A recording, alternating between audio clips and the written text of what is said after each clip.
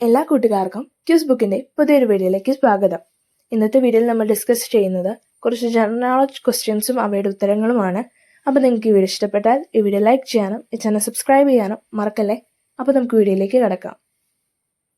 ഭക്ഷ്യവസ്തുക്കൾ ആയി നേരിട്ട് ഉപയോഗിക്കാവുന്ന വിളകളെ വിളിക്കുന്ന പേരെന്താ? ഭക്ഷ്യവിളകൾ.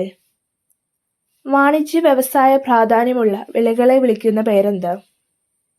നാണ്യവിളകൾ. ഇന്ത്യയിലെ മുഖ്യ ഭക്ഷ്യവിള ഏത്? നെല്ല്. നെല്ലിന്റെ ശാസ്ത്രീയ നാമം എന്താണ്? Oryza sativa. നെൽകൃഷിക്ക് അനുയോജ്യമായ മണ്ണിനം ഏതാ?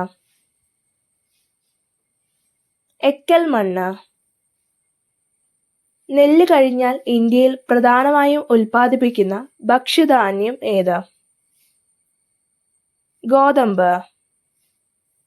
ഗോതമ്പിന്റെ ശാസ്ത്രീയ നാമം എന്താണ്? ട്രിറ്റിക്കം ഏസ്റ്റിവം. നിലക്കടലയുടെ ഉൽപാദനത്തിന് മുന്നിൽ നിൽക്കുന്ന സംസ്ഥാനം ഏതാണ്? ഗുജറാത്ത്. പട്ടുനൂൽ കൃഷിയെ വിളിക്കുന്ന പേരെന്ത്? സെറികൾച്ചർ.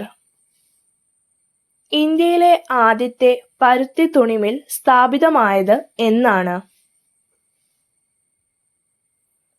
1818.